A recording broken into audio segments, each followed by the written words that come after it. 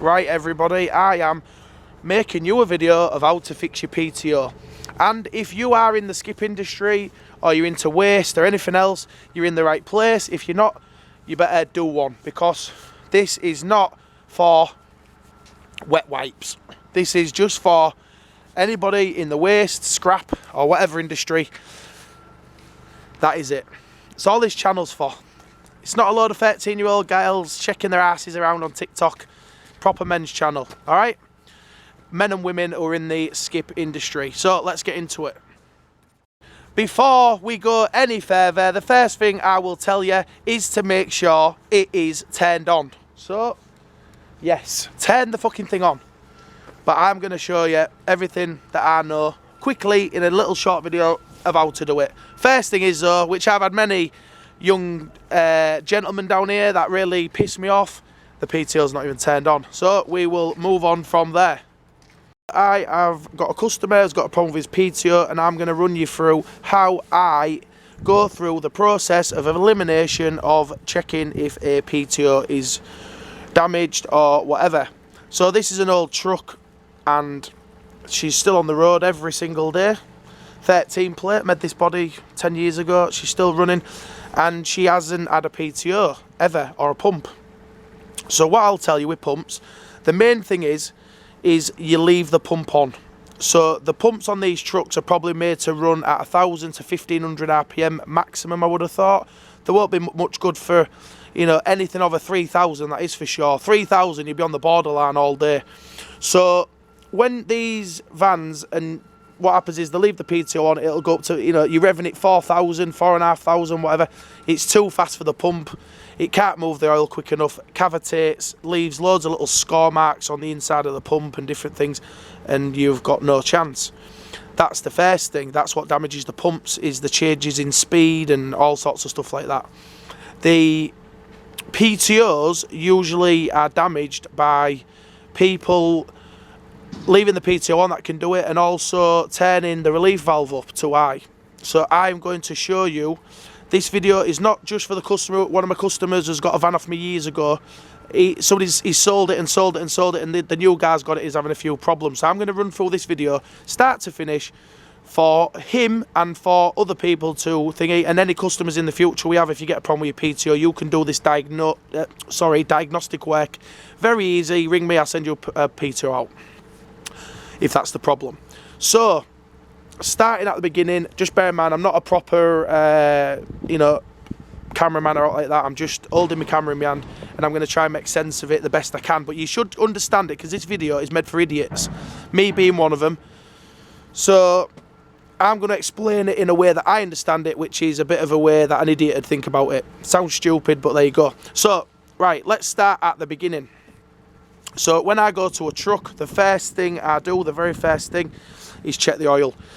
Half the time when you get a problem with trucks, especially when the arms go halfway over, so the arms go over a bit and then you hear coming from the engine, like a bang, bang, bang, bang, bang sound. That is when the pump is not getting enough oil, or it's not getting oil fast enough. So the other thing is, what can damage a pump is you could have oil, but it's not getting through quick enough. I once found a rubber glove in one of them, and the oil was still getting through but too slow. So check that first, check your tank, have a look inside and all that lot, fill it up. Second thing to check before you start going mental and my truck's not lifting now. Look, that truck is frozen, I can't even move that up. Shit. Right, so I'm just gonna have to do my best. Right, so this is your valve block, look. So you'll be familiar with one of them. If you stand in front of it, that's what a valve block looks like. I can't even move the levers, it's that cold. Don't ever come to Yorkshire, it's fucking freezing. To us, this isn't even a cold day, but no. It's not even cold to us, this, is it? Just a normal day. But if you're down south, you'd probably die in this weather. But anyway, right. So this is your relief valve right there. So check that this, so you take this little nut off there, and behind there is a little Allen key usually, or if it's on a big truck, it can be a nut and bolt. So you have a bolt with a little nut on the back of it, or an Allen key with a locking nut. What you do is with those, the further in it goes, there's a spring between there and there. There's a spring inside and like a little piston. The more you screw the bolt in, the further in you go like that, it means the piston can't open. So when the oil comes into the block, it comes in like this. It goes in there, in your pressure side, and it comes round there, and then it stops about here and then goes through the middle of your block. And what happens is, when you're pulling these levers and you're asking for the pump to do too much pressure, this little valve opens and the oil will run like that around these levers, these hoses, and it won't go, the oil doesn't go through the hose, it goes, the valve opens and it relieves the pressure, so it would relieve it. So what I would do is, and like I said, this is not made specific for any one job, this is just the job I'm being asked to give the guys some information. What I would do is, to check the pump, the first thing I would do to check the pump, and I've got the equipment to do it, I would take off this pressure hose, yeah? You know it's the pressure hose because the return hose, which is this one, usually goes to a filter, or it'll go back to your tank somewhere like that. It might not go through the filter, but it always goes back to the tank from the return.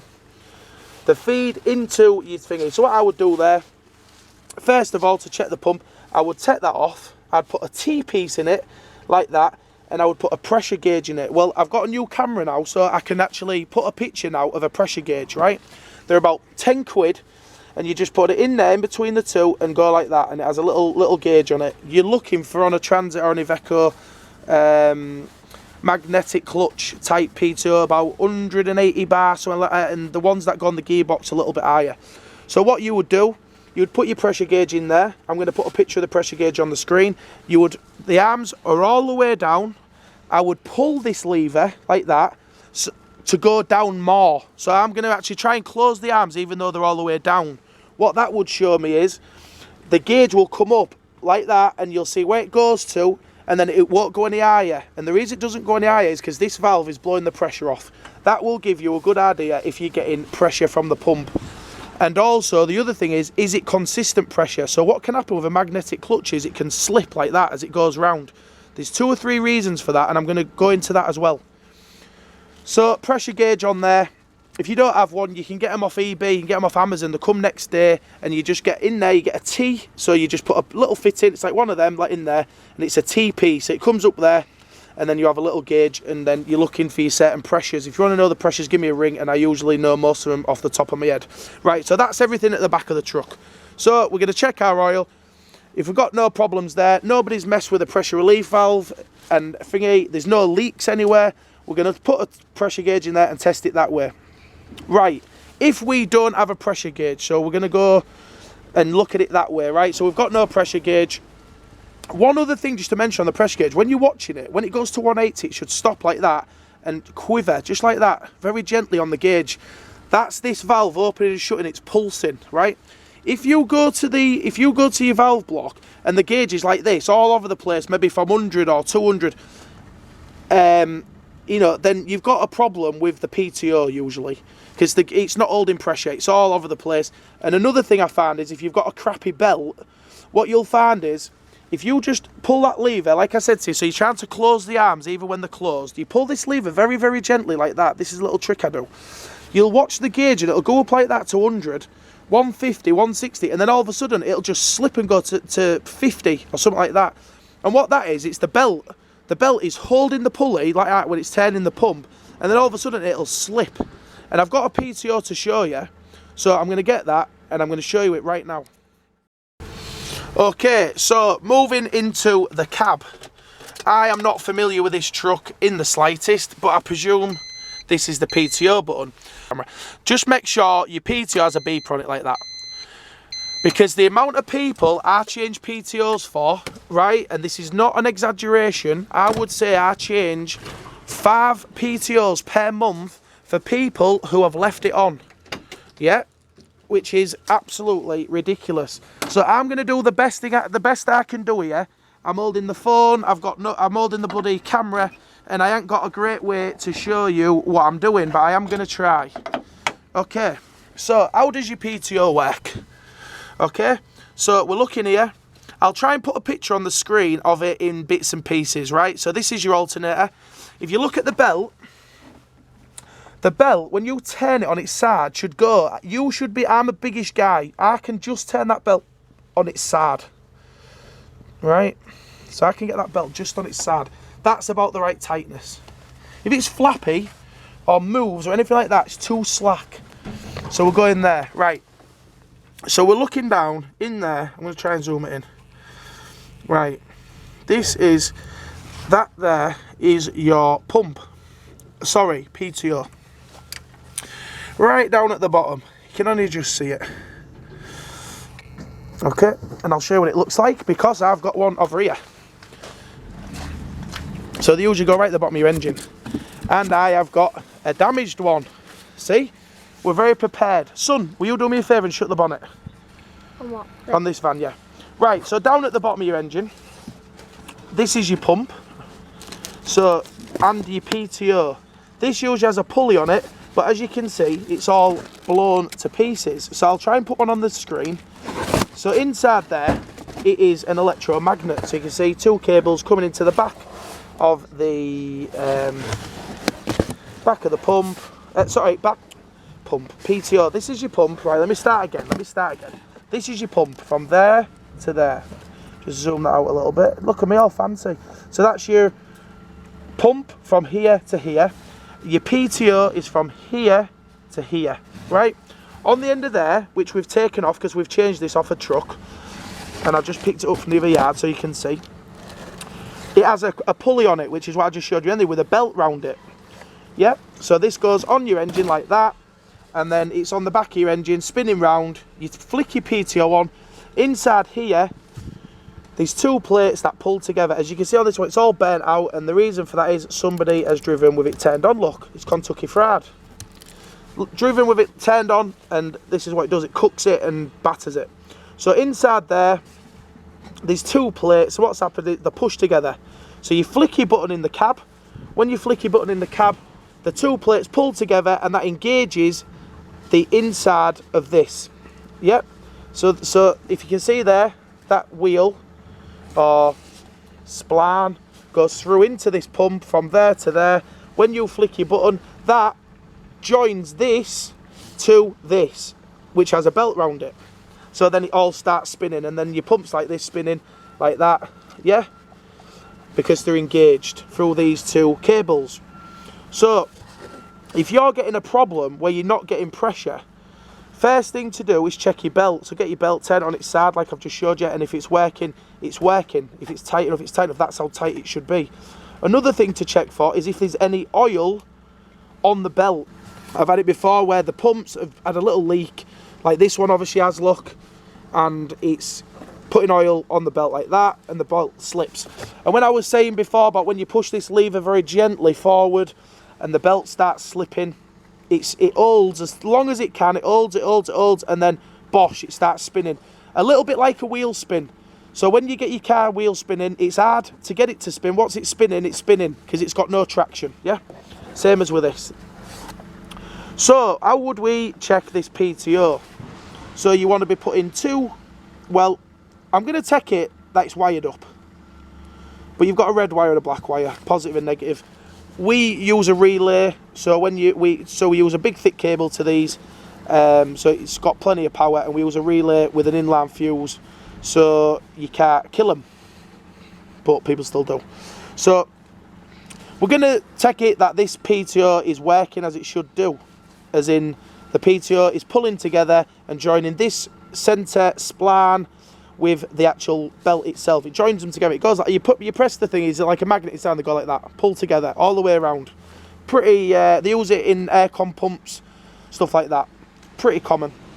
But these are really hard working, so it takes a lot to turn that pump when it's under load, I can tell you now. It's not easy. So we're going to check. If I was doing, I'd use a pressure gauge, but we haven't got a pressure gauge. So what we're looking at, if you're doing it at home, we're going to look at this pump and what it's doing and seeing what the problem is.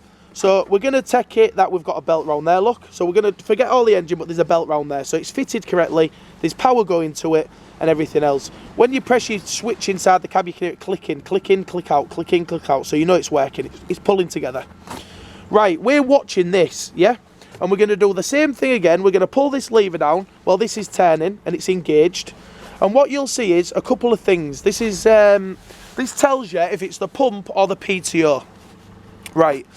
This is if you haven't got a pressure gauge. At this stage now, I would have already diagnosed it, be finished, and I'd be fitting the new pump.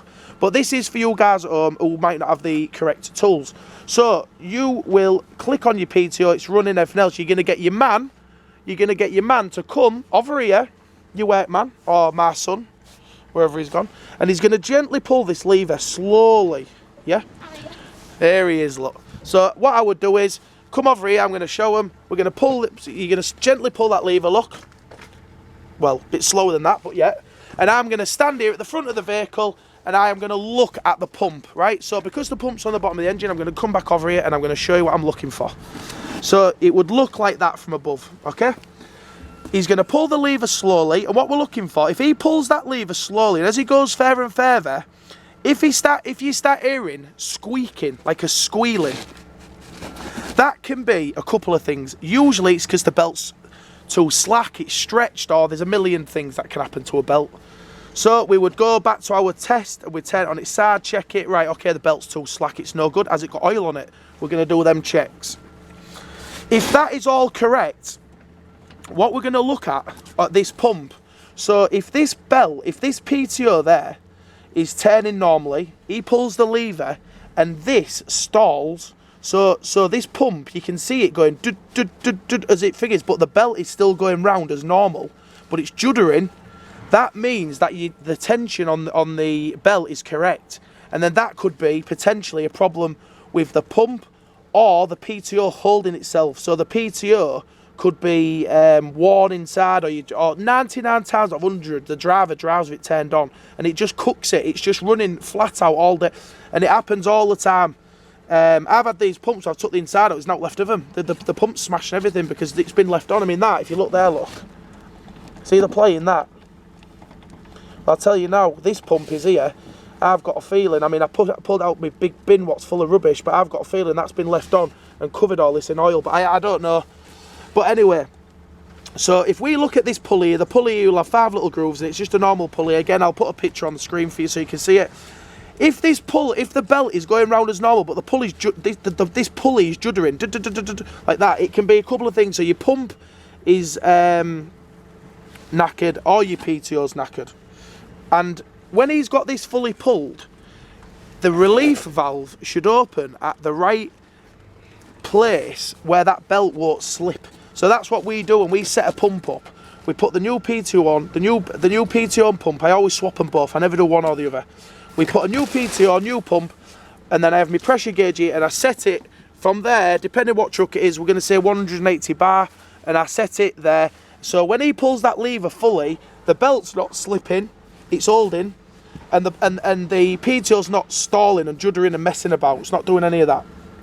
That's what you pay a decent fitter to do. So let's say, for instance, your belt's running fine, your PTO's running fine, you can see everything turning.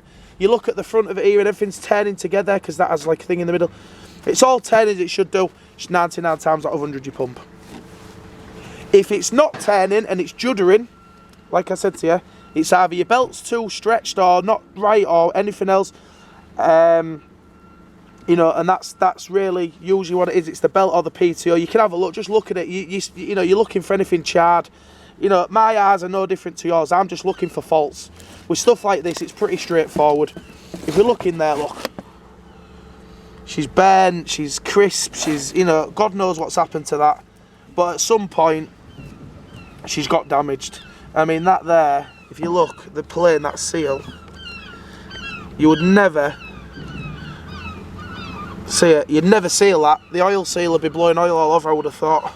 But anyway, so that's everything in the video. I hope that helps you out. If you need any advice or you need a new PTO, give me a shout and I will help you as much as I can. This is only the basic stuff, but if you need to get yourself a pressure gauge for 10 quid, they're worth having. But it is very cold here. As you can see, gravel is supposed to move and it's actually rock hard. So we're minus something. See if that gravel moves. Just frozen. Right, see you soon kids, have a good Christmas and I will see you soon. I hope that helps, and if you need me